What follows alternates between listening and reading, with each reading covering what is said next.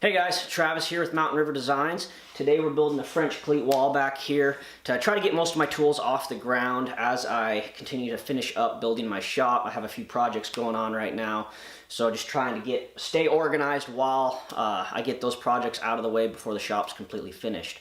Eventually I'm going to have workbenches and more storage and organization here, but I figured it'd be a good time to get started at least with one of the sections of French cleat wall storage.